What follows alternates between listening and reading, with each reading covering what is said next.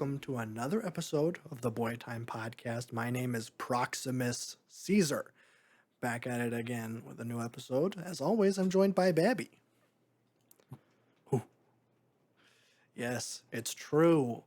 It's the last review of a Planet of the Apes movie that I'll ever do, because they're never going to make another Planet of the Apes movie ever again, which is a good thing, arguably. But yes, I have seen the last Planet of the Apes movie, the one that is currently in theaters. I think I'm the only person on the planet who has. But I've also seen Furiosa and another movie. So it was very action-packed. I don't know if you can hear it. It's currently raining cats and dogs, or should I say, it's raining monkeys and apes. So if you hear raining, that's on my end, and I'll try to edit it out, but no guarantees. It'll add a calming ambient factor to our podcast. Yeah, it's a nice little sound effect. It'll add some ambiance. It's very nice. But yeah, we'll get started. We have a little bit of news. I want to throw a nice little Boy of the Week recommendation. I usually like to do this to like smaller channels that I find naturally. But I wanted to shout out my favorite men from Wisconsin, no offense, Red Letter Media. That was just a joke. But they have a great video that just came out. It's like an hour 15 discussion about the death of theaters, and kind of an interesting kind of state of the union on the movie industry and like where it could be going. And I thought it was very, very interesting, coming from two guys who have been paying attention to movies and have been in the industry for a very, very long time.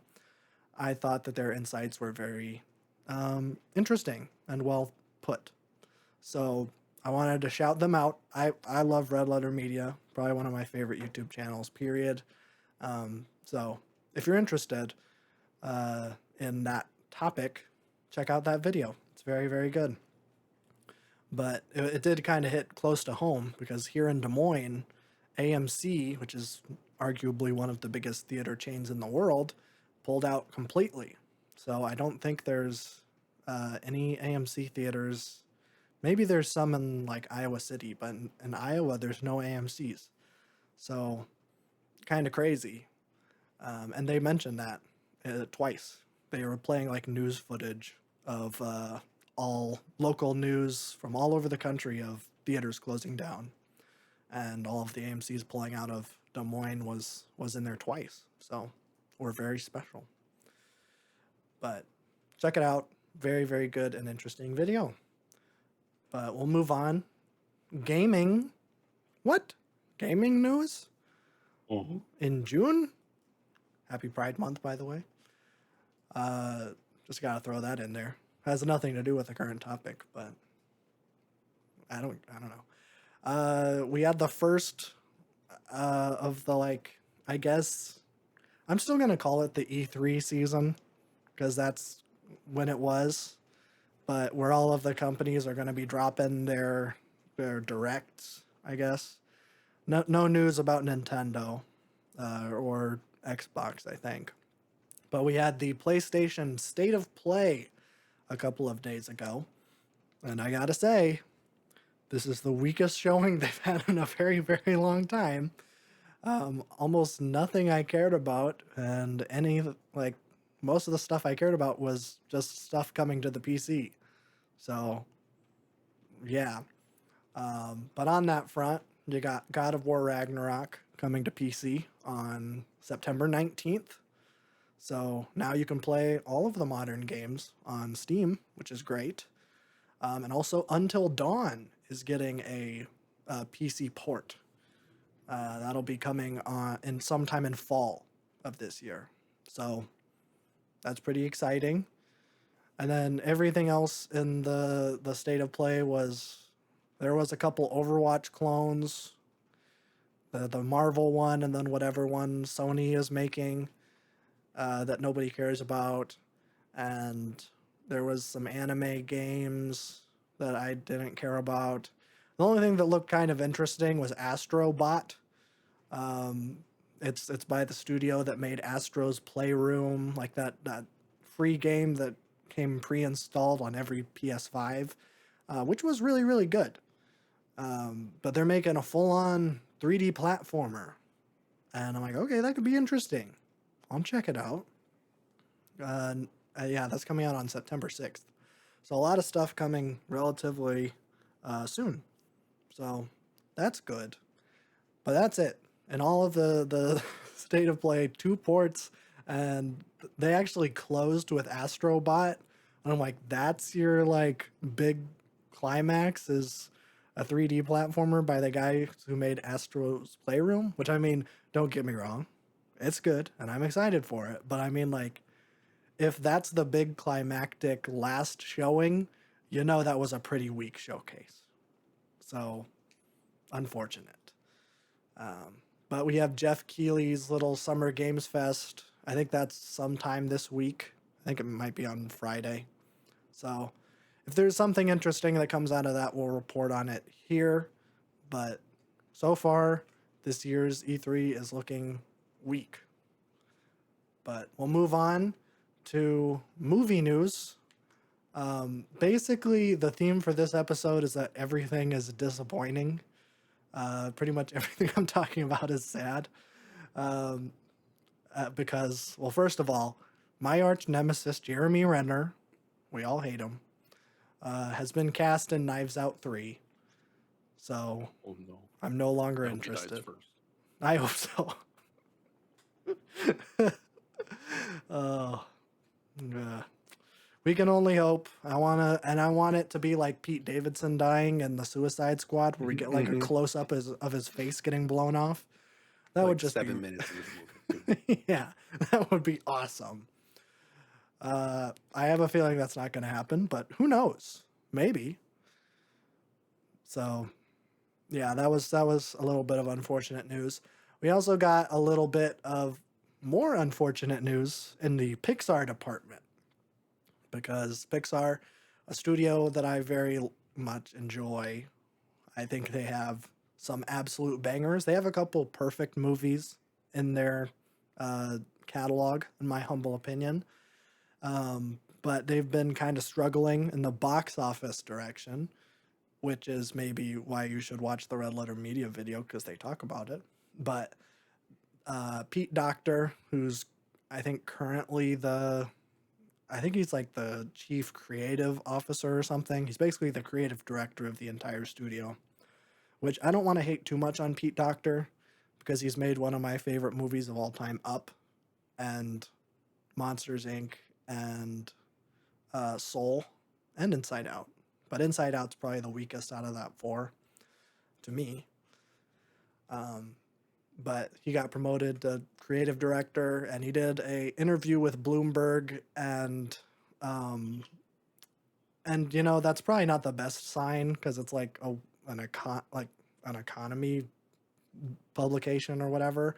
And so all of it was just like, yeah, our last few movies haven't done very well, so we're going to turn away from doing like artist focused, like biography driven films, you know, like stories about people, and move towards like trying to capture things that'll, you know, have concepts that have clear mass appeal, you know, and more focusing on sequels and spin-offs. And I was like, oh no.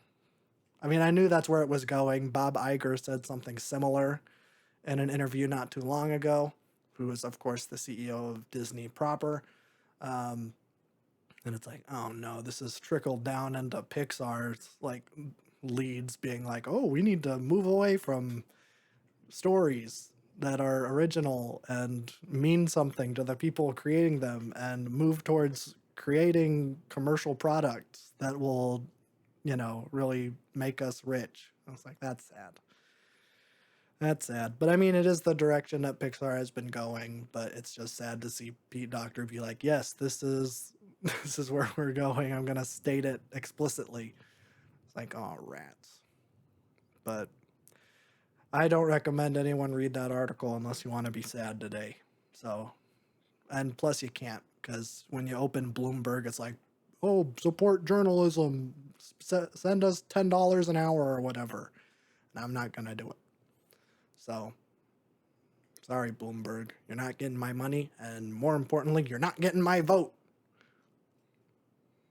Is that still topical? Do people remember that Bloomberg ran for president? Nope. Yeah, it was very brief. It was kind of pathetic. It was funny. Yeah, that's okay. But speaking of pathetic, I'm here to unveil a new marathon. What? Oh boy, I'm so excited. I know a lot of you are probably thinking, how is he going to top the Desert Marathon, which was a raving success? Everybody loved it, thought that it completely deserved to exist, and was very proud of me for coming up with such an original theme. Well, I'm going to try to one up myself, and I know we've been talking a lot about monkeys, and you jokingly said last week that we're going to keep it going, and I thought that's funny. Let's actually do it. So, I am here to announce the SIMIAN Summer Marathon, the official marathon of Bedtime podcast for the summer of 2024, where once a week for 8 weeks we are going to be watching one monkey movie. I've cut down how many movies we're watching a week to one. So if you want to follow along, this theoretically is way more doable than watching 3 movies in a week. So I've tried to encapsulate a bunch of different types of movies, but the one caveat, or whatever, the one thing that remains constant throughout all of these movies is that they either have a monkey or an ape in them. And once this marathon is over, my little thesis statement is that we will come to the conclusion that whenever a monkey is in the movie, it makes it funnier and better, just from the fact that there is a monkey or an ape in a movie. So, Gonna watch Space Chimps. oh, I didn't think of Space Chimps. I should have put in Space Chimps. That actually might be, I'll say subject, these titles are subject to change.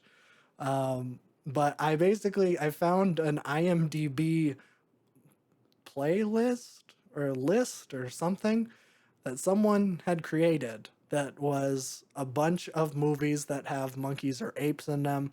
So I grabbed a couple from there. I had a couple on like my big list of movies that had monkey in the title, so I grabbed those because obviously if a movie has monkey in the title, you can't not have a monkey in your movie. So I'm going to assume that all of these monkey movies have monkeys in them. Otherwise, I'm going to sue them for false advertising. And that is a promise that I am making to you, my fans. So we're going to start off week 1, which will be next week. We are going to be watching The Jungle Book 2016, the Jon Favreau version. Why are we watching this version instead of the original Walt Disney one? Because it's on my big list of movies to watch before I die. Both of the Jungle Books are on there. I haven't seen the live action one. So that's the one we're going to do. And I'm assuming there's that big orangutan in it from the original. So that's an ape. And it counts. Week 2, the original King Kong. I feel like this one is pretty self-explanatory as for why it's here. It's a big ape. And it's going to pick up a blonde lady and swipe at some planes or whatever.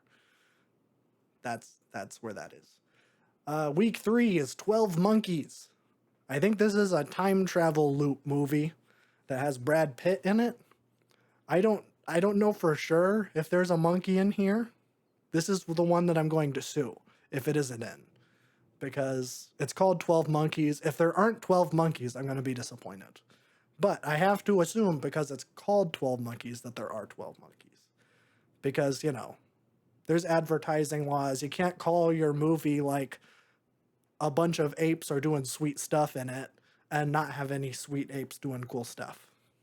I think that's like what the FDA says or whatever.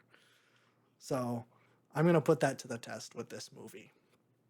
Week 4, we're watching The Ape, which is a 1940s Universal monster movie starring Boris Karloff, who's the original Frankenstein. I guess he played a big ape at one point. So yeah, it's Boris Karloff is a monkey, which should be pretty good. Week 5 is Iron Monkey. I think this is a kung fu movie. I have to assume that there's a monkey in it at some point, because how would the guy get his name Iron Monkey if not from a monkey? So yeah, that's Iron Monkey. Week 6 is Shakma. This is a movie about Ligma? what? Ligma? Close. This is I wish the movie was called Ligma, but it's called Shakma. Shakma balls, which actually sounds like an unfortunate evening. But Shakma, famously, or infamously maybe, is a movie about a monkey that is loose in a research base that starts attacking and killing scientists. Another fun fact about the movie Shakma is to get the monkey to attack like doors and like people, they basically had like a female monkey in heat behind doors. And Shakma was essentially so horny that he was throwing himself at the doors. And for all of the scenes that he's attacking people, he has, let's just say he's very excited, and you can see. That's awesome. So we have that to look forward to on week 6 when we watch Shakma, which hopefully that won't scare us too much. You know, we don't want to fear the monkey. We want to be glad that there's a monkey on screen. That's the whole goal of this. Week 7. That's why we're watching Nope. Oh, we could watch Nope, but I've already seen that. And all of these are movies I have not seen. Week 7, we're going to be talking about George Miller a little bit later in this program. But week 7, we are going to be watching Babe 2, Pig in the City. Oh. I guess there's an ape in this one. I don't know. I haven't seen any of the Babe movies. I will have to see the first one, because I'm not going to see the sequel without seeing the first Babe movie? I don't think so. You call yourself a critic. I'm sorry, I have not seen the original Babe. I will watch it the week before in preparation to see the sequel. Yeah, I do think it's kind of weird that George Miller goes from like high-octane action movies to movies about talking animals. He made 2 Babe movies and 2 Happy Feet movies. What's going on, George Miller? Why do you have 2 gears? And they're like on opposites. So, Babe 2, Pig in the City, it'll be a smash hit. Week 8, our big climactic ending for Simian Summer will be Bedtime for Bonzo. Of course, the famous film where Ronald Reagan is acting opposite a chimpanzee.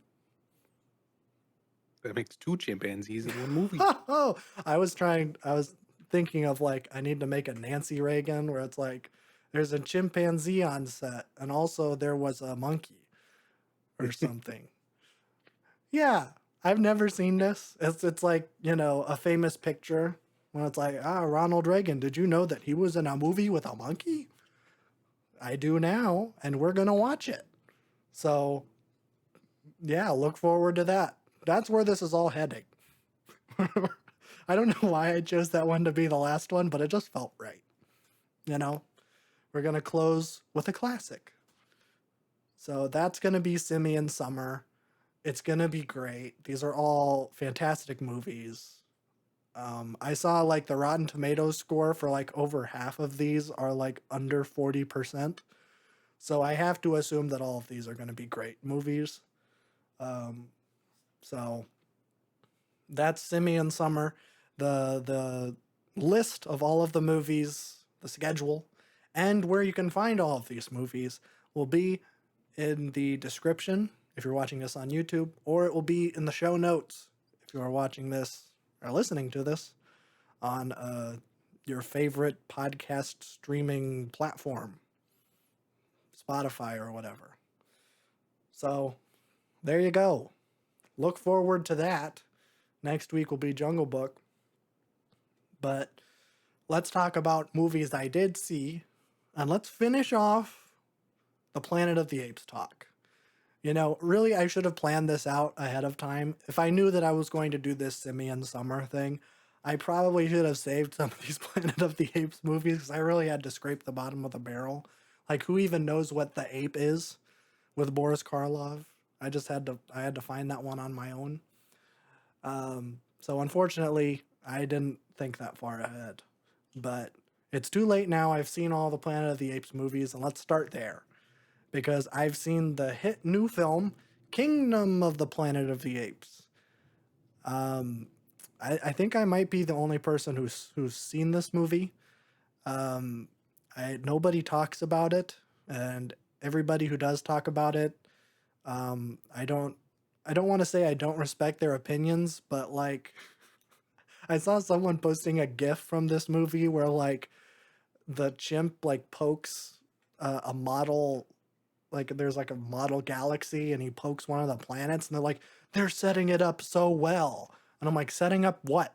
I've seen all these movies, okay? They never go to another planet, except in the Marky Mark one, and that one doesn't exist. So I don't know what they're setting up, unless they're setting up that they're going to remake the original, dig up Charlton Heston's bones and put him in a movie, which I wouldn't be morally opposed to. I think it could be an interesting experiment to have a skeleton act opposite a monkey. That could be an interesting movie. Oh, I should have had David Lynch's movie, the short film. Okay, that'll be a bonus. At the end, we'll watch What Did Jack Do? Because I've never seen that, where David Lynch acts opposite a monkey. That'll be week 9. I'll put it in the schedule. Monkeys, but positive connotation. Yeah. I think that's like a police interrogation where David Lynch is like interrogating a monkey. And then he like, That sounds like a film I want to watch. yeah, I think he like annoying oranges like the mouth for the monkey. So Perfect. that'll be pretty good. I think that might be his like most recent thing that he's made. Except for the new thing, which we still don't, it hasn't happened yet. I think it comes out tomorrow as of us recording it because, this always happens. But let's get back to the ape in the room. Like the elephant in the room, but it's a monkey. I'm gonna be thinking about a lot of these for the rest of the summer, so buckle in. Kingdom of the Planet of the Apes. So this movie is very dull, boring, and didn't need to exist. I guess that's maybe the most positive way I could put it. It's like the most mid movie I've ever seen, which does, put it right in the middle of my list of all of the Planet of the Apes movies ranked. But this movie starts with like footage of Caesar's funeral, because spoilers, the ape dies. Eventually Caesar croaks. And I'm not going to spoil where or when, but he dies. And it's like the end of Return of the Jedi or something, where they have him on like a bed of sticks and then they light him on fire and then they don't dance like at the end of Return of the Jedi, where they have like a big celebration, which always kind of felt a little weird to me, but whatever. No, they're very sad. And then we see all of our favorite characters from the original movies. And by original movies, I mean the trilogy. So we see Maurice, who's the big orangutan guy, and he's very cool. And we see Caesar's son, Cornelius, which, as we've already established, is a very subtle and clever nod to the original movies. And they do like the ape together strong hand motion. And then it cuts to like generations later. So it's assumed to be like, I don't know, a couple hundred years or so. And the world has changed. Yeah, I don't know if it ever says that, but if the trailer voice guy says the world has changed, he's started to do that more often. So he should say it for this movie if he didn't. But we're basically following a random chimp and his two friends. And I guess since the time of Caesar and now, I guess all the apes segregated. I don't know what that says about apes, what happened in between that time, but it's just a chimp village. There's no gorillas, there's no orangutans, there's no bonobos even. It's just chimpanzees. And they, I guess, are like eagle handlers, which is pretty sick. And they like they sing to their eagles. That's how they train them, which would be like a great setup for like a musical where they have like a musical act and then a bunch of eagles fly around and attack their enemies. Like I'm just like imagine I'm just Ken, but like an action sequence where a bunch of eagles are swiping at gorillas or whatever. That would be pretty sick, but no. This movie doesn't want to take any chances and doesn't care and is boring. But they basically just do the super cliche thing. It's basically the same thing that happens in the War for the Planet of the Apes. But basically, uh, in between the time of Caesar and now, there's been this, like, I guess, I don't even know if he's a direct descendant of Caesar, but it's like there's this monarchy that's been installed, and it's a militaristic monarchy, and his name is Proximus Caesar because it's kind of like the Roman Empire, where like Caesar was just a dude's name, and then it kind of over time became like synonymous with king, which I actually am for. I think that's a cool thing that actually, like, it's a cool thing to put in a movie that actually happened in history.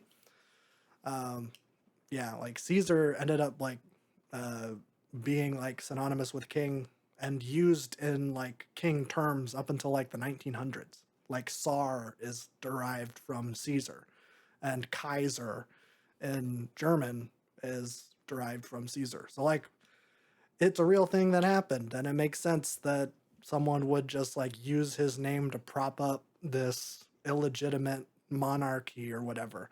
It also happened in Samaria and stuff with everybody calling themselves Darius or whatever. So I liked that. I thought that was a cool little bit of world building based on actual history.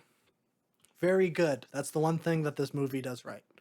Um, but basically, the Caesar boys kidnap the entire tribe, and it's up to, I think his name is Noah, and it's just a random chimpanzee, and he has to find his people and free them. But there's, I don't even want to like talk about this movie because it's so boring, and it doesn't matter. But what I'll say, I don't want to go like a plot by plot synopsis because it's so milk toast that it isn't even worth it. But it's just like it's so disappointing to see the Planet of the Apes franchise, which used to be this weirdo niche sci-fi thing, that turned into a modern day sci-fi thing that had a lot of things to say about like trauma and power and all sorts of like real world themes be commercialized and kind of spit out as this like, oh, here's a franchise we have, let's just make a new one. But we don't want to say anything too unpopular with either side, so we're just going to say nothing and have it just be like a popcorn movie about like a revenge flick. um and they don't even go so far as to say that like revenge is bad. They're like from the very beginning, they're like, this Proximus Caesar guy is bad and he's got to go. And he is going to get a hold of guns. And if he gets a hold of guns, he's going to kill a bunch of humans.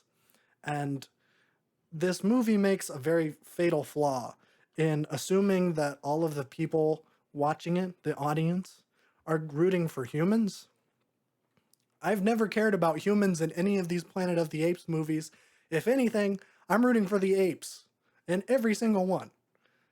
And I think that's been the point of all of them up until this point.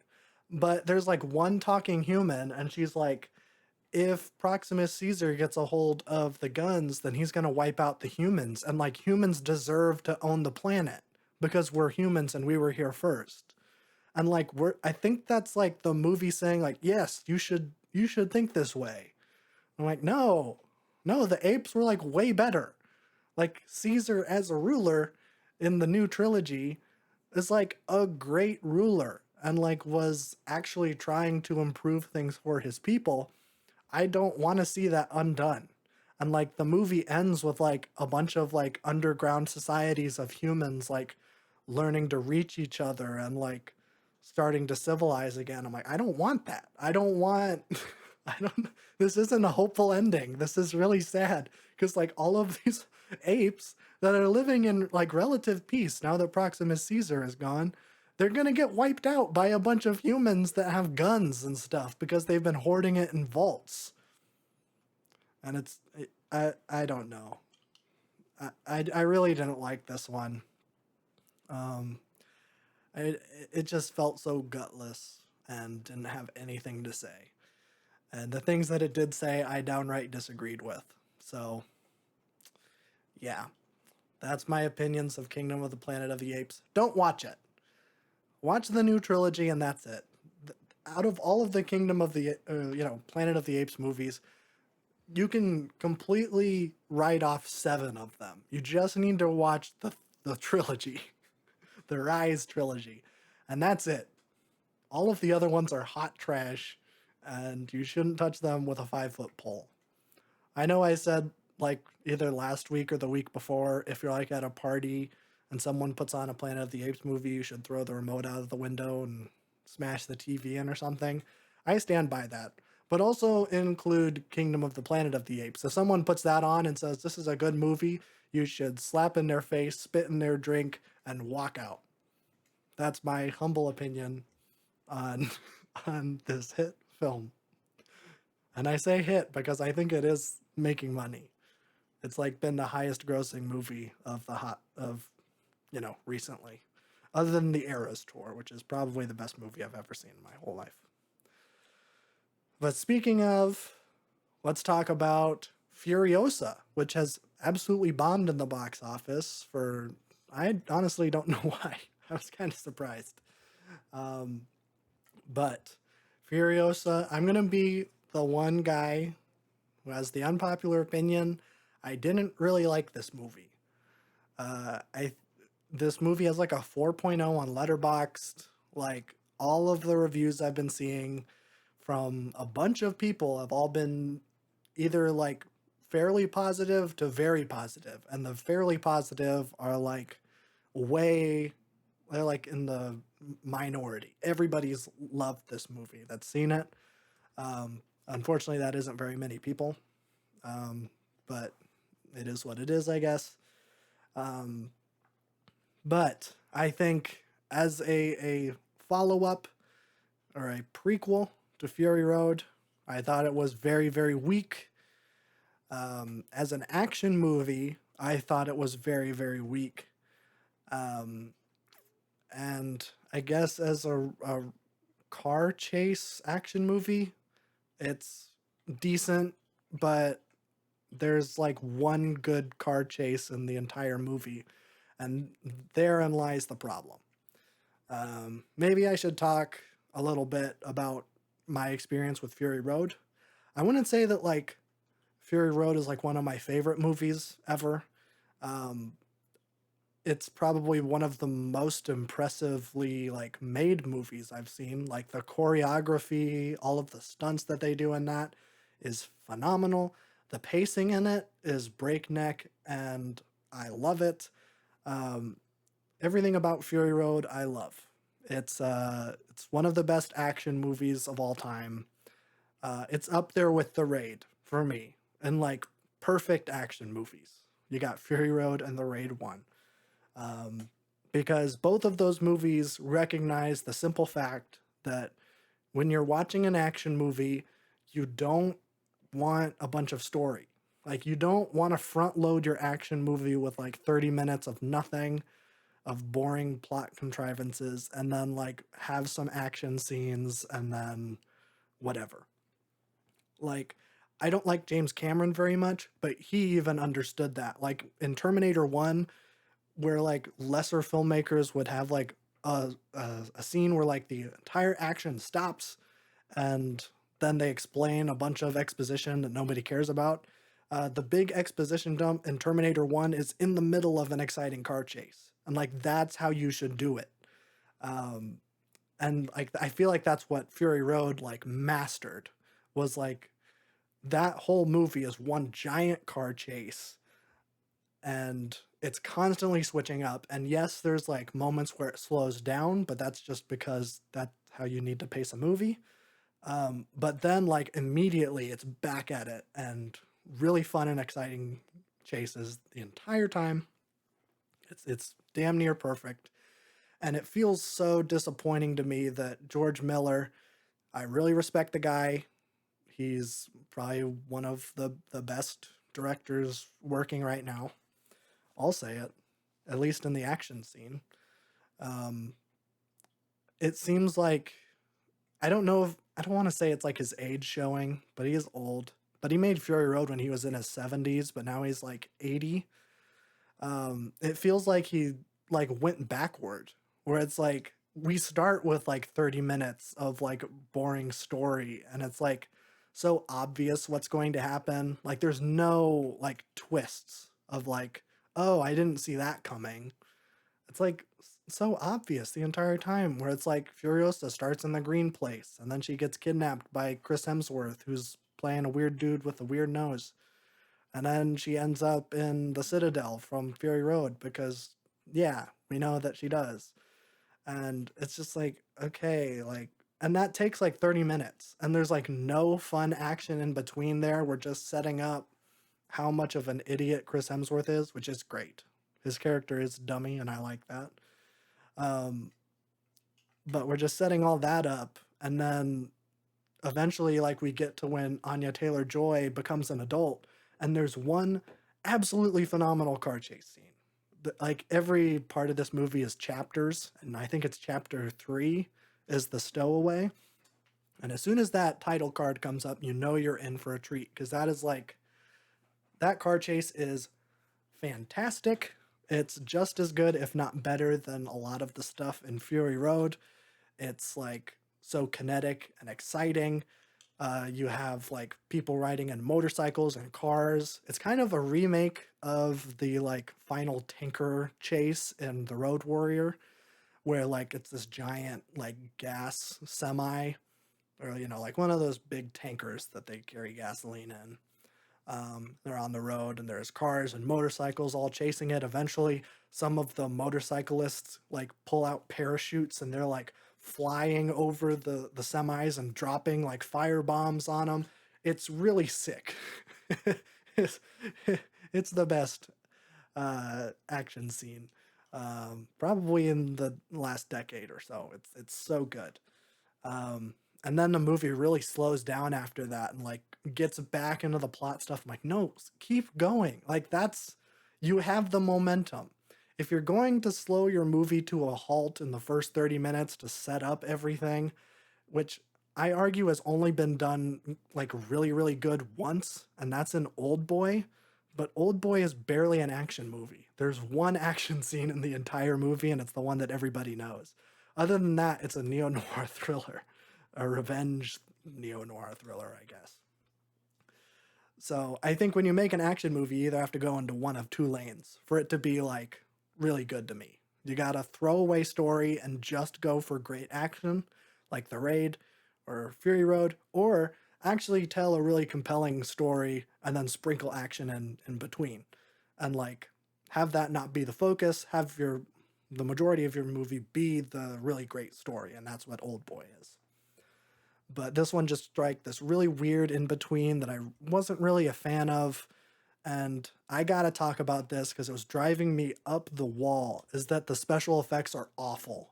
And like, I can't believe I'm saying this because I know there's like this misconception that Fury Road is 100% practical. That's not true. There's a bunch of like special effects in it, but I feel like it fooled enough people for that to be spread around as a misconception. Like, oh, it's all practical. And it's like, yeah, there is stuff in there, but it's blended in really, really well. Most of Fury Road is practical. But up until that semi chase scene that I said was so great, it's almost entirely digital. They're walking around on digital green screen sets, like you can tell, and it looks really bad. And I can't believe I'm saying this about a major Hollywood release. There's green screen haloing around some of the people. If you don't know what that means, if like you're standing in front of a green screen, maybe you've seen some footage of like people standing in front of a green screen and maybe there's some wind in the background and you kind of see the green screen through their hair. That's green screen haloing, when you can see the green screen through the actual keying. And there's green screen haloing in this movie. I was like taken aback when I saw that. I'm like, I can't believe this was in a major Hollywood release, and either no one caught it, or like I don't understand how that can sneak through.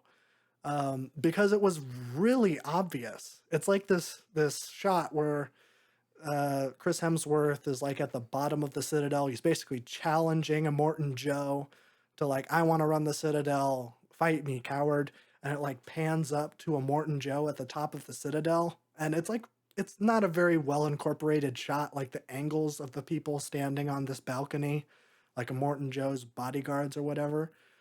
It's like the angles aren't quite right as it's panning up. It's like they didn't plan like where the camera was going to go when they positioned the actors in front of the green screen. And then like I can't even say that like it's an excuse where it was someone's hair and you can see the green screen around it. It was a bald guy. It was a bald guy and there was just an outline of green around it. And I'm like, how is this in a movie? I can't believe it. I was like offended, frankly. Like, are you pulling a fast one on me? How is this? I can't believe. I still can't believe it. Made me very upset. Um, I know that VFX artists go through a lot, and I don't blame them for it. I don't even necessarily blame George Miller. I blame like the editor. I'm like, how do you not notice this?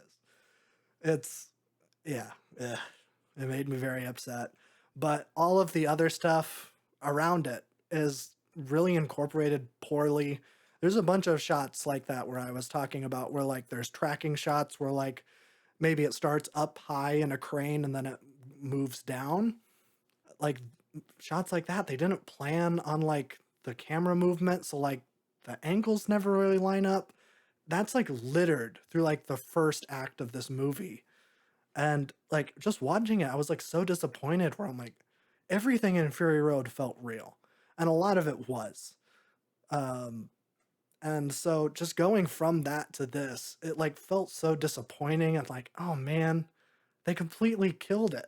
They killed what made Fury Road great, was like the pacing, the really great action scenes, and like the practical effects. Like everything felt real.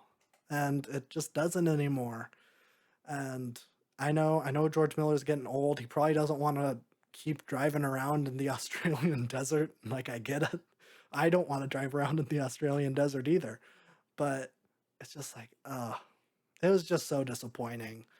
Um, and here's the kicker, because here's what really cemented this movie as like, wow, I really didn't like that very much, was because the movie ends and then over the credits they're playing footage from Fury Road.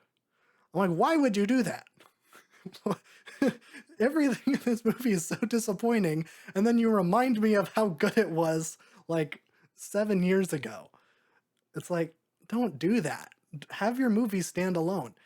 And like that's what I've been seeing a lot of people say, is that it's like people who complain about this movie have only seen one movie and it's Fury Road. It's like, no, I've seen a lot of movies. I'm very scholared and intelligent, and I'm a very good critic, and I never have a bad take about anything. So I'm legit. Um, but it's just like the movie does that for me by saying like they throw in a bunch of Fury Road imagery. A lot of the characters carry over, obviously. and then they play Fury Road at the end. And it's like, stop reminding me of how good I had it, because that just makes me more mad at this movie for everything that it doesn't do. So, unfortunately, that's my review of Furiosa.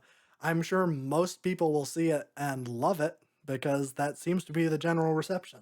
So, I don't want to dissuade anyone from seeing it, even though I probably just did that for a very long time. So, sorry. I do want this movie to do well because I want George Miller to keep making movies. I don't want him to be in director's jail because I do really like him, and he says that he's making a new Mad Max movie next. And I don't. Here's what I don't want people to misconstrue about this. I don't think that this movie is bad because it has a woman lead. Like, I don't care that it's a Furiosa movie instead of a Mad Max movie. That's fine.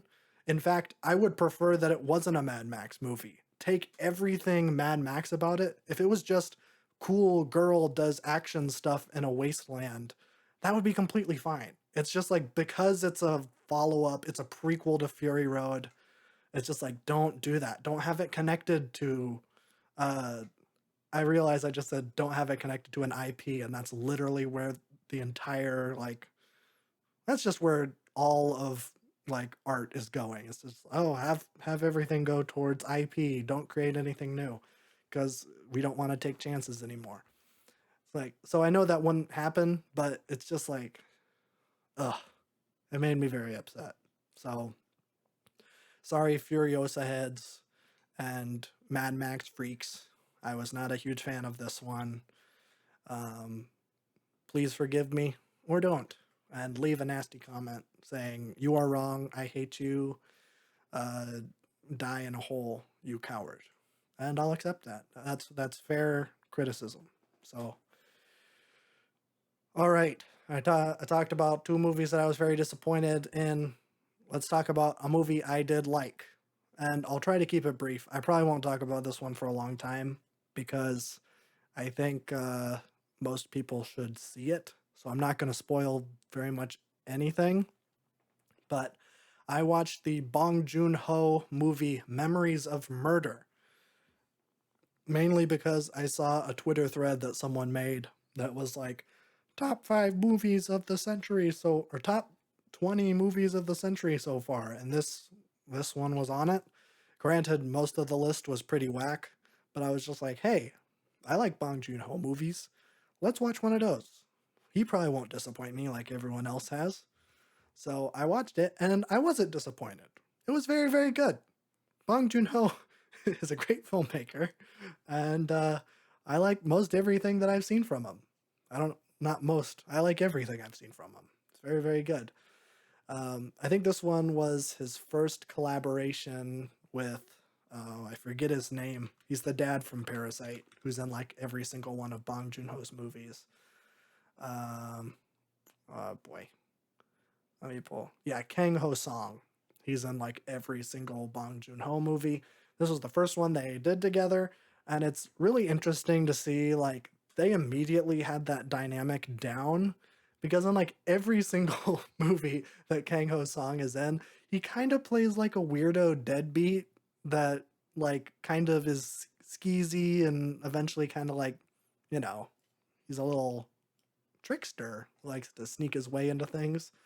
Um, and I was like, oh, that's kind of cool that they immediately had that down. He's playing like this dummy detective that's trying to solve this like, I this it's a murder. There's a bunch of I'm gonna avoid talking about sensitive topics because there's a lot in this movie. Um, but let's just say it isn't just a murder. There's SA involved, if you will. And this guy is kind of he starts as the lead detective, and it's like, why am I rooting for this guy? Like, he's totally incompetent, like trying to solve these like really serious crimes, and like thankfully we never see it. Like that, I think that would be way too far. We just see like the bodies, which I think is how you do it in these types of movies.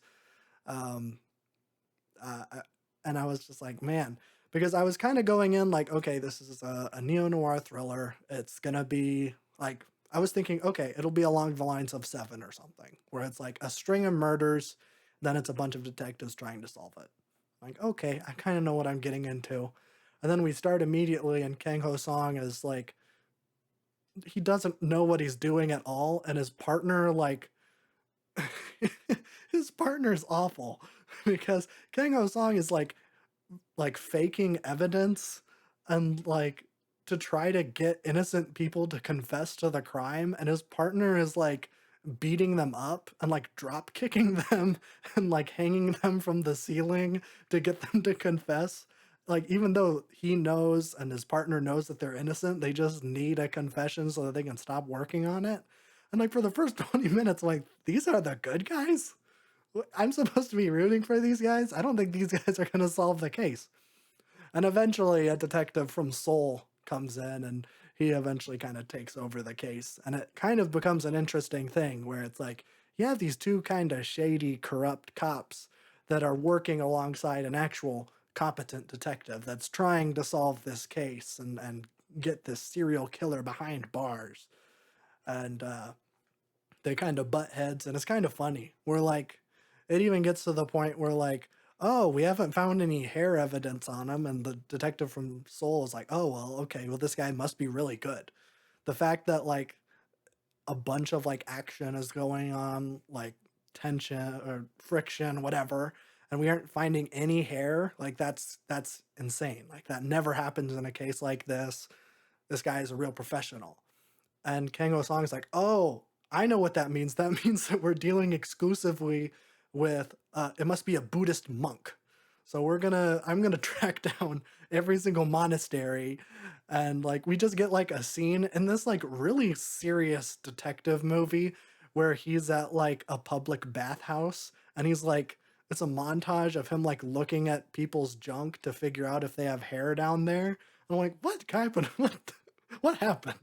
This is like a really serious movie, but we're getting these like comedy bits thrown in, like a Family Guy cutaway gag or something.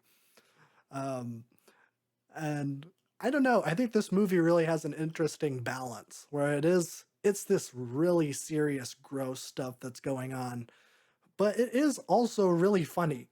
And I think that's something that Bong Joon-ho always does really, really well, where he is talking about these really like serious, sensitive issues, but he does inject some levity and some lightness to it.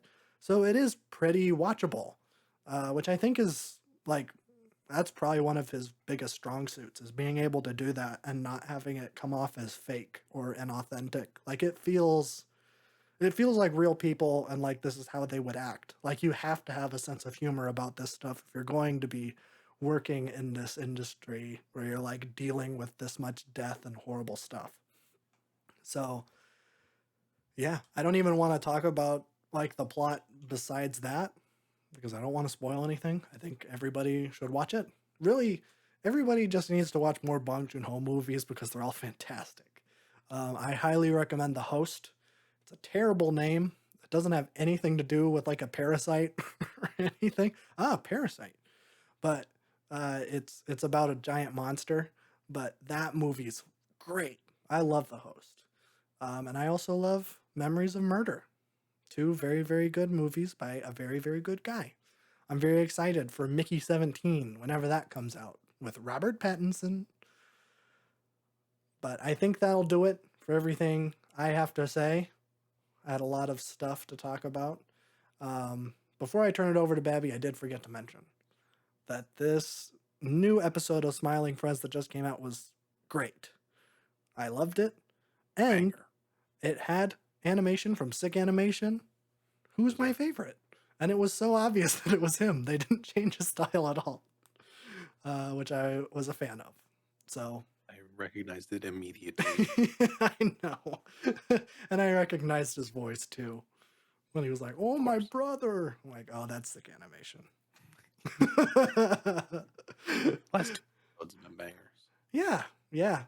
I know I had some reservations about the early episodes this season, but it's kind of settled into something I really, It's really found like. its footing. Yeah. This last episode was probably my favorite one. So check it out. Very, very good. But now I'll turn it over to Babby for his segment of the show right now. Wow. I don't know a lot this week. Oh. This is the first week I haven't had a new album that just came out to talk What? about. What about Charlie? Charlie had a song, Oh. a remix actually. Oh. I thought. I did Wait, not when does their listen to album it, though. come out? Oh, this July, week. It comes June out in 7th. 2 days. Okay. I will be listening to that for next week, probably. All right. We also have the Anderson .Paak record that comes out this week, but I remembered that they're doing physical releases for a week and then they're putting it on streaming services a week later. So Oh. Okay. why? I don't know. So we'll be doing that on the channel Yes. the week that comes out on streaming. Yes. So Very excited. yeah. So that one's gonna be fun. I think that's it for like stuff that is coming. The things that came out this week are interesting. Oh. We got an Eminem single. Oh yeah. Eminem, with the worst cover art I've ever seen. Yeah, it's not great. What is that? I don't There's know. text overlapping text. There is? It's really bad. Yeah. The little subhead under Houdini is like overlapping on Oh Houdini. yeah. I didn't even notice that. What is this? I think there was a music video for it, so I'm sure all the budget went into the music video, and they just made this in like 30 seconds. I saw he was wearing the Robin costume from that one music video he did. Mm-hmm. I think this whole thing is about the nostalgia of Slim Shady, and this is the last Slim Shady album ever. Maybe last Eminem album ever. Oh wow. I don't know. That'll Hopefully. be very sad. That'd be cool. Hopefully he doesn't ruin his reputation on the last album. God, I hope not. He's in such a good streak. I didn't listen to it because I can't be bothered to listen to Eminem anymore. Even if it's good, it's gonna not be hitting for me. Yeah. I feel like the taste is just sour for me all the time. I can handle features. I think he does well with features still, but like, I don't think the man has a beat selection anymore, and I don't think he has anything else to talk about. But I think he just went into the Slim Shady persona, so there's a lot of controversial bars and funny stuff, which I don't care. It's Eminem. It's going to happen. Not to bring up the Gen Z's trying to cancel Eminem meme, because that one's one of my favorites. I watched that whole video for the first time the other day. It was so painful. It's such a good video. I hate it. Yeah, well, this will come out this year at some point. I won't be listening to it, but I just wanted to make sure I'm up on the news. It will be on the channel. It will be on the channel. We will be reacting.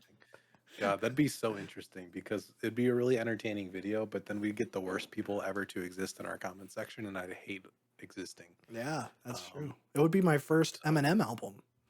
It would. That would. Man, that'd be the worst possible way to do it. Okay. Speaking of worst possible way to do anything, Drake continues his horrible feature run. Yeah. I don't understand. Apparently this is a song by a parody TikTok rapper, comedy rapper, called Snow Day. Yes. And the song is called Wagwan Delilah, which is a cover of Hey There Delilah, but in a Jamaican accent. From Toronto. Apparently it's a Toronto thing. But Drake, for some reason, is like, let me be on this song. And let me sing Hey There Delilah in a Jamaican accent. It's a weird choice. Why? I don't know. Like, I feel like the last thing you want to do after being publicly embarrassed this hard is to continue publicly embarrassing yourself for the second week in a row. You would think. He's got to be into it at this point. Well, he's into a that lot he of things. he really needs gambling money. Wow. I don't know. I don't even have anything to say about this. I just want to bring it up because it is It's weird. why I it saw, feels like every single wrong move you can take, he's took in like the last month. yeah, I saw that on, like, on my feed where it's like, this is not fake. This is a real song that Drake is on. I'm like, oh wait, no, it isn't. That has to be fake. And then I saw like NFR podcast post about it and like Fantana. Yeah. I'm like, oh, this is real. Okay, so Well, weird. I listened to like 20 seconds of it and I'm like, okay, this is Drake, but it sounds like AI Drake. Oh, But it's real. He posted it on his story. Um, why would you it's promote just there's this? so much vocal like manipulation on the track. It sounds like AI. Oh no. It's like, what is happening? And then you get like the most delusional people on earth saying that, like, oh, it's a funny song. Haha, it's just a joke song. It's like, okay, that doesn't excuse it for being the worst thing I've heard all year. At least with the J. Cole grippy verse, I at least laugh at that. That's funny. The That grippy was, verse. yes. What's that? That was the feature he had last week on that Cash Cobain song. Oh, that's right. Um, that's at least funny. I feel like it's unintentionally funny, but I don't care. That I enjoy that. Not to listen to, but I enjoy the "it's grippy" line. Um, man, this is the weirdest turn of events. Just three of the worst features after this gigantic feud between like who's the best in hip hop, and two of them just released the worst material they've released their entire career. Wow. Wow. Okay. I think it's also rumored that Kendrick is working on an album. I think that was already like pretty much confirmed. I think that's happening this year. I would be surprised if it doesn't. Um, I guess we'll be see. rather stupid to not release one this year after the hype he's getting. Yeah. So I would expect that within the next couple of months. I would think. Oh, within the next couple of months, huh? Yeah. Are you gonna throw your hat in the ring? Your prediction streak? I am pretty good at predictions. I did predict the last album. Oh, you did. I don't know. I'm feeling in August. Oh, okay. So just 2 months away. Yeah. You think album's gonna come out by then, or news of it? I think it'll be out like late August. I think we'll hear news of it in like, I would say this month. I'm gonna be optimistic. Wow. Okay. Well, you I heard don't it think here, it's gonna be a folks. Baby Keem collab either. You think it's gonna be a standalone Kendrick album? I think it's a standalone Kendrick album. Okay. Yeah, I think we need one more Baby Keem record before a collab. He is pretty much done with it too. I think. I just don't know when it's coming out. Oh, okay. But I could say might be a Kendrick mixtape. That would be fun. Okay. I want something loose. I don't want. Yeah. I feel like you need a victory lap right now. I just want you to rap. Yeah. And I want you to do it really well. I don't need an overarching narrative. Knowing Kendrick, there will be one baked in anyways. But I just want fun songs. Yeah, I that would think be nice. that's what I want. Yeah. But that's my prediction. Okay. I have a better reputation with these things than I like to think. So that might happen. It might not. I don't know. Between that and like doing an album on the channel and then that band releasing news of a new album, that happens a lot as well. That does. Yeah, within like months, it'll be like, hey, Yeah. this band that hasn't done anything in 20 years is announcing a new Beth album. Gibbons didn't release an album in 22 years, and we do a video on it, and the next day it's like Beth Gibbons is doing a solo record releasing this year. I don't know how we do that. We need to somehow like get a Kendrick reaction. I don't think that's possible. Section 80 will be the only one. That's true. I think I've heard most of it though. Yeah. Yeah. Oh well, it'll get brought into the world eventually. We don't have to manifest it. No, it'll be there. I think he's got to strike when the iron's hot, and the level of quality he whipped up during that beef in a very tight timeline makes me think that he could just pop out 20 songs and just release it, and it'll still be great. So Yeah. that's kind of what I'm hoping. We haven't had a lot of fun Kendrick stuff since like the Black Panther soundtrack and the two Baby Keem collabs. And the Hillbillies. And the Hillbillies. The Hillbillies is fun. So, yes, that is new stuff that came out this week. I did listen to one new single. Action Bronson is back Is he in rapping big about fennel? 2024. He did not rap about fennel, but he did rap about other food items, I believe, Well, okay. because it's Action Bronson. Of course. New record coming soon. I think he said very soon in his words. Oh. But the record is Nourish a Thug. You got Derringer on production. It's a fantastic beat, and it sounds like an Action Bronson song. So if you've heard one Action Bronson song, you've heard all of them, and I think that's a good thing because they're always entertaining. Yeah, it's great. It's quick, in and out, what you want. Yeah. I was hoping for an Action Bronson kind of update. I needed more music from him, and we're getting it. So very excited for that. I will be on the watch for that. Hoping we get some Alchemist on there. Hoping we get more Derringer. Hoping we get some Conductor Williams on there. Oh. Give me the whole squad. But yeah, I don't think there was any standout bars on it. It's just Action Bronson. Yeah. He can say anything and it'll sound good. He's got that voice. Albums this week. Oh. I didn't listen to anything new that came out, which is the first for a long time. It's been kind of crazy the past couple of months. I feel like every week there's been something, but this week kind of an in between. I think the 7th here is one of the big release dates. So we got like Charlie and a whole bunch of stuff going on. But I did do an update on my Microphones deep dive. Oh. By Microphones, I mean Mount Erie, because I did not listen to any new Microphones records because I'm out of them. Oh. Until we do one on the channel. Of course. There's only like 5. But I did Mountain Wisdom or Lost Wisdom, which is their 2008 record. I think second like official big release from them. There's this like 11 old songs of Mount Erie. I don't know if that's an official release or not.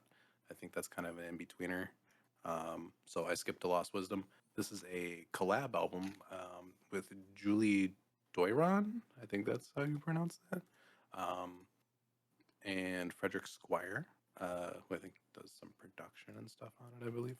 But it is a straight up like indie folk duet kind of situation. And it is fantastic. It is 25 minutes. It's short. It's sweet, but it is so good. I've been listening to this thing nonstop. So I'll probably put it on our short albums list.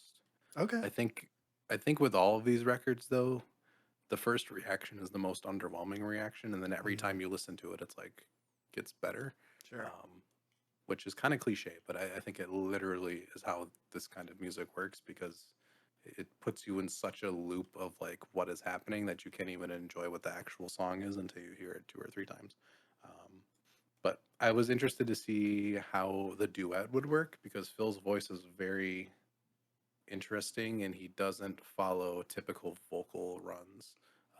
He's very kind of like plain spoken in a way. But it works well. I think they balance each other out well.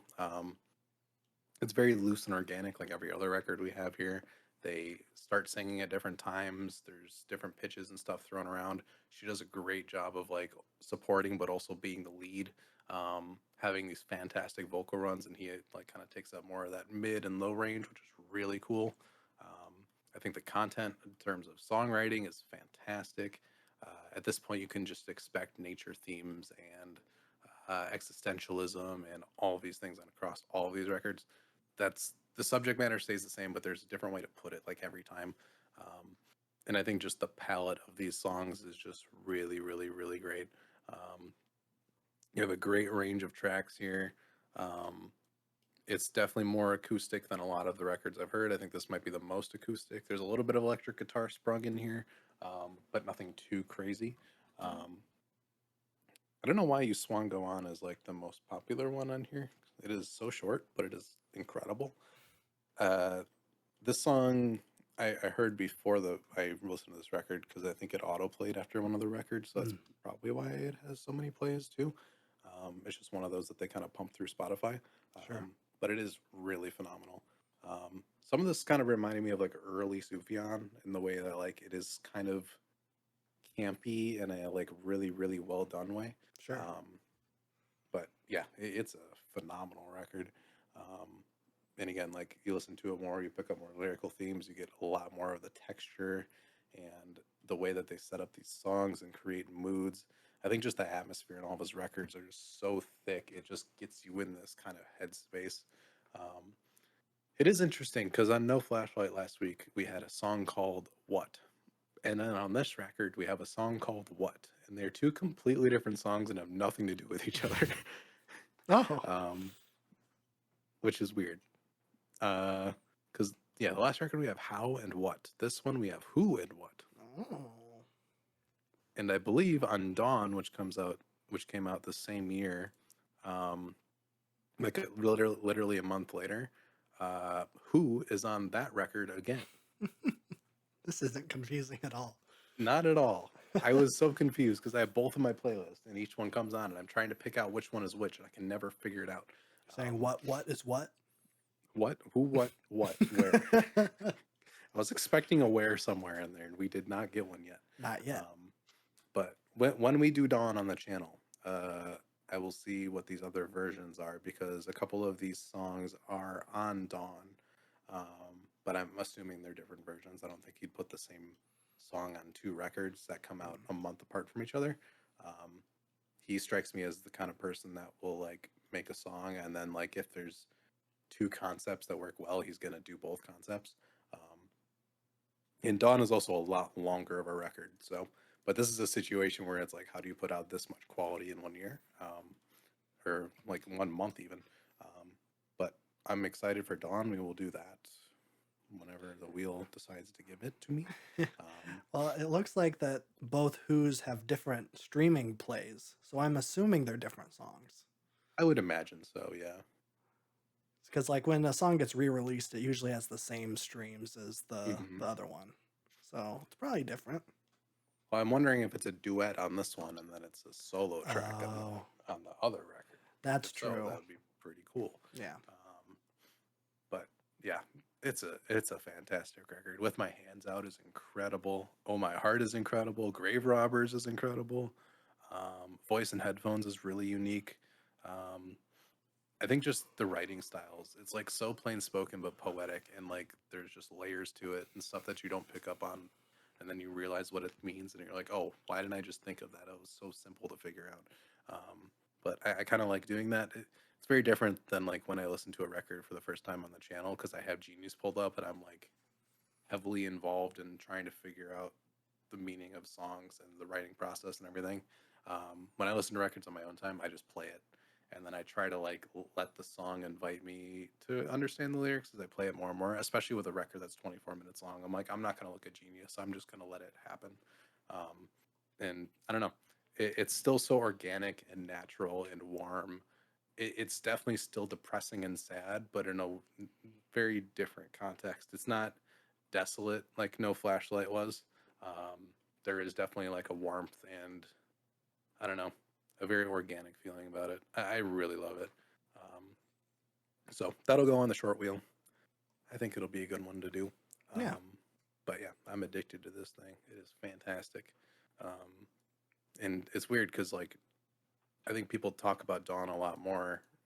I don't think this is overshadowed by Dawn necessarily, but like I did not really know that this thing was this highly rated until I dug into it.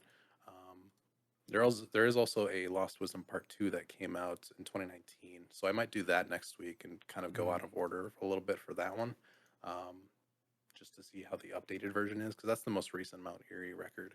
Oh, okay. So that'd be interesting to go back to. But I've also been listening to No Flashlight a lot. I think that one has clicked for me. I think it's very difficult to talk about these records when you've only heard them once or twice because you're mostly like going off of what the vibe was when you're listening to it, and you can't really pick out anything like particular. But I think this record is a lot more ambitious than I thought it was initially. The more I listen to it, the more I'm like, this is just really great and incredibly inaccessible. It is so weird and so off, but at the same time, like this feels the most like abstract nature themed. Like I want to give you a record that feels like nature. I think this is it. This feels like a storm. This feels like walking on a trail and it's getting dark out and you don't know how to get back to like the parking lot and you're trying to figure it out. It is very, I always say eerie, and it's like it's Mount Erie. I said that in the microphones video too. It just makes sense. um, it feels like a long, kind of confusing and desolate journey through this record. Um, the lyrics are definitely more depressed here. It's definitely more hushed. Um, but I do think the range of songs here is really great, and I think he puts everything aside to focus on what is the atmosphere I'm giving before he does anything musically. I think initially I'm like, there was like no melodies and things are just kind of placed and everything. But the more you listen, the more things kind of fall into place in a very different way than music is usually put together. Like you have these like distant drums and this bass line and this guitar part, and they're all disconnected, but eventually they kind of come together to make this really weird kind of rhythm section. Um, it's really difficult to explain, but it it's a really fun like experience digging into this and figuring it out. Every like it's so weird that like Mount Erie and Microphones is a band that people talk about quite a bit, but at the same time, not a lot of people are talking about them now. I'm sure when the new Mount Erie record comes out this year or next year, whenever that does finally come into a finalized state, people will bring it up a lot more. But it feels like I'm digging into like like a very old record bin or like some YouTube channel that has like 45 subscribers and like all of these records just placed on it because everything feels so personal and like not marketed or advertised or any like even something that should be played on Spotify. And I think that's the Mhm. mystery of it is also something that's very intriguing. Um, Yeah.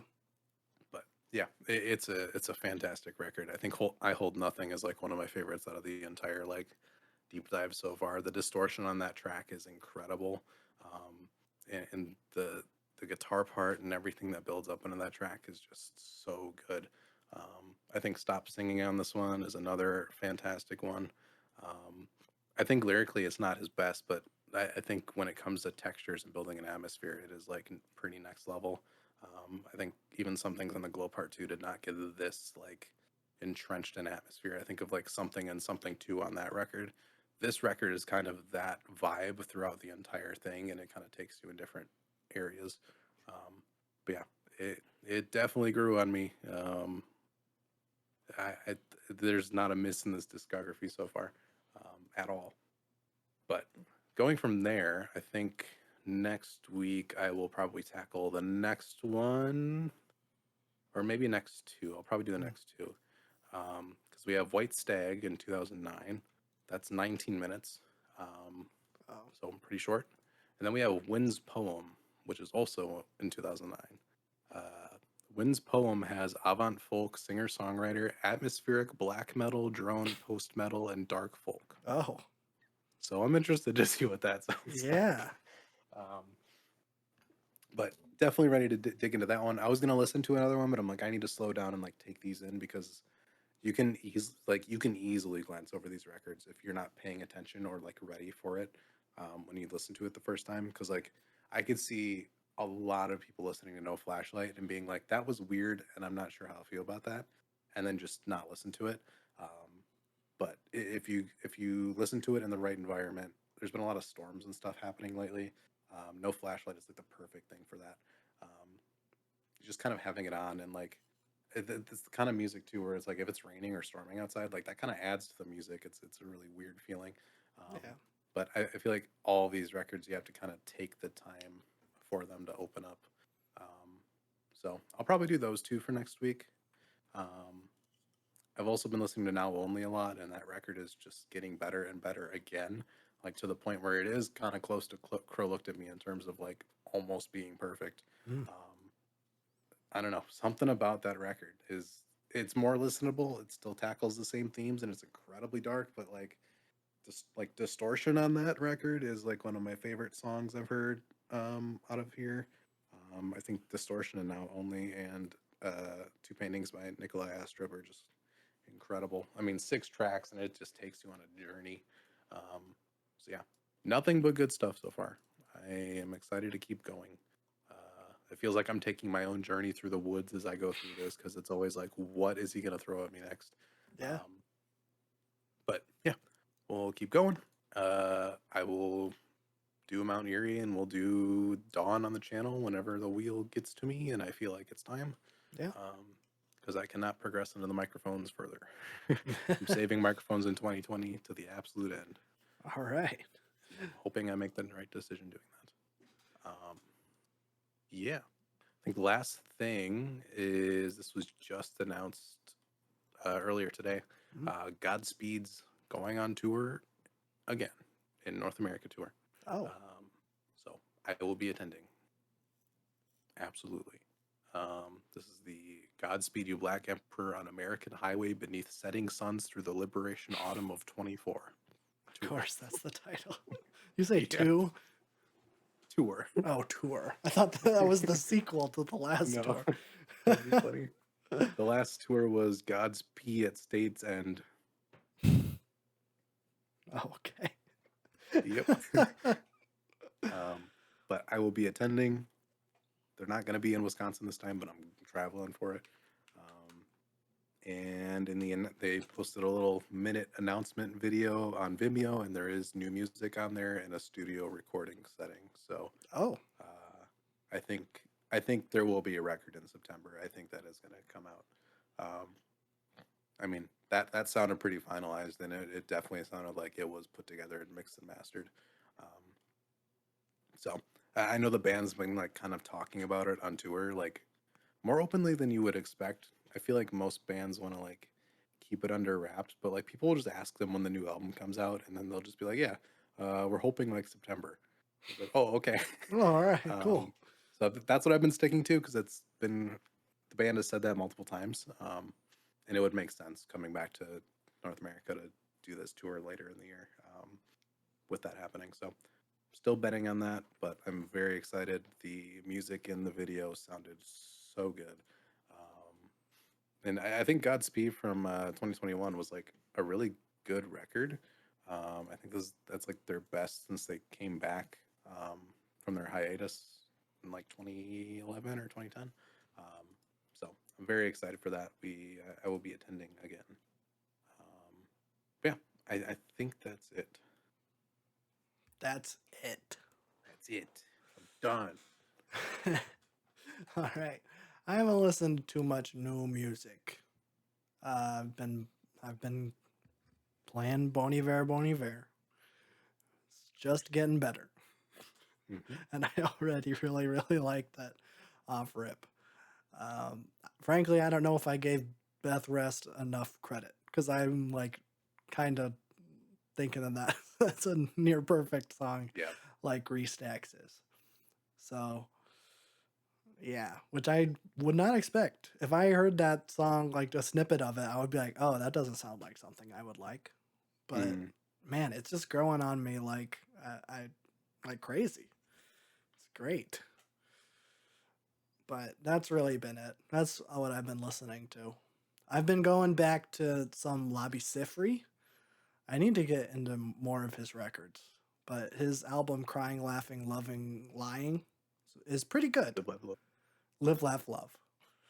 I will say the album cover for that is hot garbage, and I think I think his label may have went in and changed it, because the original and the one that's on there now are both on Spotify, but the original is under the deluxe.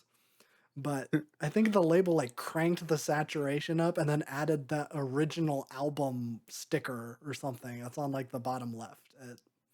It looks really weird. And the original looks way better, even though you can't really read the text, which I think is why they cranked the saturation all the way up. But I don't care. That is on our wheel. I think it's in the semi-yikes. I think it's a semi-yikes for me too. I don't know how I feel about this album all the way through. There are some songs that I love, and there are some songs that are super dated. So we'll see. I think it could make for an interesting video. But that's what I've been listening to. I listened to Bill Withers' Just As I Am, and it's very good. I'm going to check out Still Bill next. That's the next Bill. album. And I think the highest rated one on album of the year. So I will report next week on how Still Bill by Bill Withers is. I'm sure it'll be very good because Just As I Am was very, very, very good. So that's what I listen to. That's got Lean on Me on it. So Yeah, Still Bill does. Just As I Am has like Harlem and let me pull it up. Ain't No Sunshine and Grandma's Hands. Like those are some pretty big hits. Grandma's Hand is a masterpiece. That's such a good song. Really, the first side of that album is perfect. I think it kind of unfair. yeah, that well yeah. But it, like the last half is like a lot of like ballads. I'm like, oh. I mean, it's okay, but you know, I love like the first half is like great soul stuff. Yeah, that first half is like Michael Jackson packing in hit after hit. Yeah. Like, Yeah, pretty much. It's like I was listening to it, I'm like, man, this doesn't have any right to be this good. It felt like listening to like songs in the key of life. I'm like, man, this is just heater after heater, and then it kind of piddled out a little bit. But still very good. I don't know. Maybe we'll do that on the channel. Maybe. It'd be interesting. We haven't done like an old record at all. Yeah. Was the last one like Funkadelic? I think it was, yeah. Yeah, maybe. Maybe I'll add Bill Withers. That could be interesting. Switch it up. Yeah. Enough singer-songwriter folk stuff. I hate that genre now. I'm embracing my roots as a white suburban kid from the Midwest, and I am going to listen to soul music. Yes. Which is what we'll be doing next week. Sade's Love that's Deluxe. true. Except not released in the 70s, but rather 92. Yes. Is that soul or R&B? Both. Okay. There's also a trip hop mention in the genre, which is interesting. But it is 92, so that makes sense. Sure. It also has the Sophistopop label, which I personally hate. What is Sophistopop? I just hate awful. The name Sophistopop. Yeah. Sophistopop really... to me sounds like Caroline Polachek's music, but I don't know if that's what the genre actually means. Oh. I feel sophisticated when I'm jamming out to Caroline Polachek. I do too. Man, that's a good record. We need to listen to Pang. We do need to listen to Pang. It is on my wheel. I'm tempted to double up, but I'll just let you do it. We'll get to it. We'll get to it. But man, Desire I Want to Turn Into You is so good. And the deluxe is very good. Best pop album of the decade. Yeah. I mean, I listened to Future Nostalgia, the Dua Lipa one. That one was pretty good. I don't know if I have a lot to say about it. Like, that one was one that I was surprised how positive it was rated. But I went and I'm like, okay, this is like really good pop music. It wasn't like life-changing, but it was pretty good. So I don't know what the new album's like. Have you heard anything about it? It's not as good as the last one. Okay. I think people were pretty middle of the road on it. Oh, rats. Yeah. She kind of like popped off with Future Nostalgia, and everything else just kind of been okay. I could see that. I don't know. It was such a weird point in 2020 where both After Hours and Future Nostalgia were the biggest things, and it was straight 80s nostalgia hour, and it was like right at the beginning of the pandemic. It was really weird. That's true. Like synth pop like came back like in the smallest wave I've ever seen. Yeah. It's like 2 albums. A couple people tried to like ride that wave, like Mitski. Didn't work. Wasn't there someone else? Someone else did it. Oh yeah, Mitski definitely did it. Mitski did. I thought there was another one. I'm trying to remember. Did Charlie do it? No, Charlie did Crash, which was... That wasn't an 80s synth pop I guess it was kind of retro, but like not in that way. Okay. Yeah. It's interesting. Oh, Crash was in 22? I cannot tell any year from like 20 to 22. They all feel like the same year.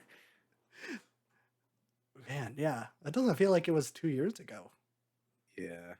Wow. Oh, we also had that Jessie Ware record in 2020, which was like straight up disco. Oh yeah, I Something remember. was in the air in 2020.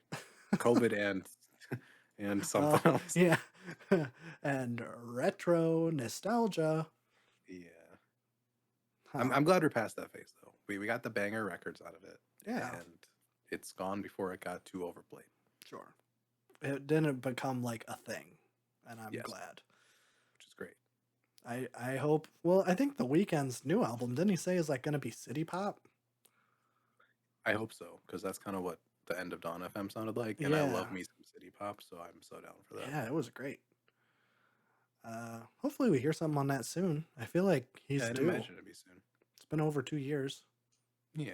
Not that Oh, that's a speaking of super that, long Denzel time. Curry, What? he's gonna have something soon. Yo. I'm thinking mixtape. Oh, okay. He's got a long feature list, and he's kind of promoting it with this like cassette with scribbled song titles on it. So I think it's gonna be a zoo Okay. situation where it's just gonna be like quick, fast, dirty bangers. Okay. That's it. That's kind of what I'm feeling. I'd be down for that. I really, really like that last record. I haven't heard any of his other music, but I should I think probably his check it last out. record is the best. So Okay. I after really I've like it. had time to sit with it, I think Taboo was good, but I think the new one just expands upon everything. Yeah. And it has that soul. Yes. So good.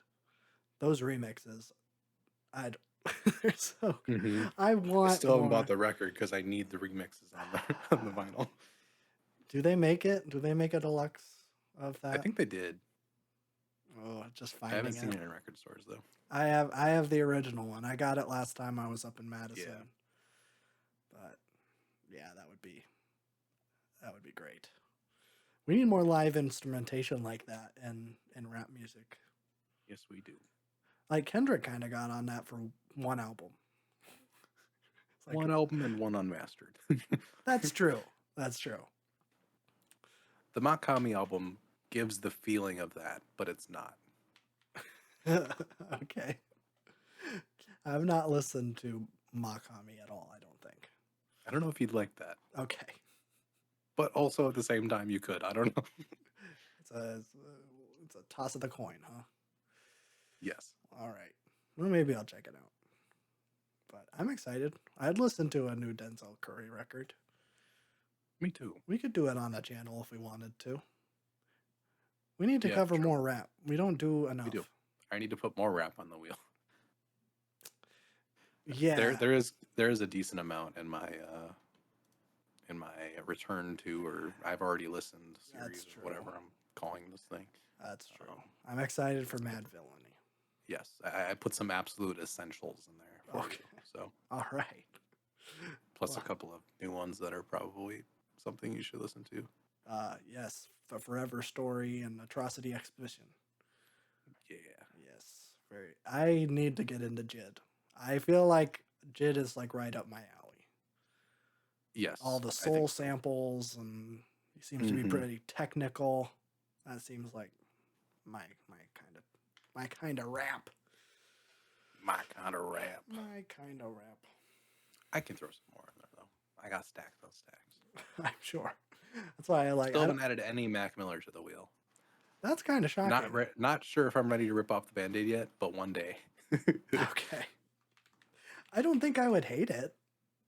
No, I don't think so either. I just think like, can I morally put a Mac Miller album on the wheel and talk about it? Oh, Still, I see. because all the best ones involve a lot of heavy themes. That's Unless we true. want to do Faces, which is an hour and a half. Probably not. Yeah, I think I've listened to. I know I've listened to Circles. It's been a hot minute. I think I listened to it when it came out. Because when it came out, you told me that there was Billy Joel influence, and I'm like, that's interesting. Correct. And I'm like, and I listened to it. I'm like, I think he was lying to me to get me to listen to this album. But I remember thinking it was pretty good. So Yeah, we'll build that out eventually. okay. There's too many things to listen to. There is too many things to listen to, and we only do one a week, so we can only That's go why so I'm fast. deep diving on my own again, because I'm like, there's too much. That's probably a good call. I'm doing a deep dive of my own in Soul. And Exactly. you just need to do it. We need to have Babjab on again. Yeah, that too. I know he's probably going to be on for Claro Yes. and Porter Robinson. Which will conveniently be like right next to each other. So yeah, hopefully he'll be able to make it to both. But especially Porter Robinson, I feel like, because he was the one that introduced us to Porter Robinson. So I feel like it would only be right to have him on that episode. Man, we do need to spin a Babjab wheel. We have not done that in a hot minute. Maybe sometime soon. In the near future. TM. But I think that's it. This podcast episode. Next week, start of SIMIAN summer. Watch the new Jungle Book movie. I've heard it's pretty good. It was like the first live action. Well, not even the first one. Because there was like Cinderella. That was the live action one they did before. Maybe Beauty and the Beast came out before, but this one was an early live action remake, which I'm not a fan of, but there's an ape in it, so it has to be in the marathon. What did I say? Week 9? Oh, the David Lynch one. Let me add that to the schedule right now so I don't forget. I'm going for even more weird and eclectic than the Desert Marathon. Just to show how versatile monkeys and apes really are. But they're better actors than most actors. That's the takeaway from this podcast episode. Okay, bye.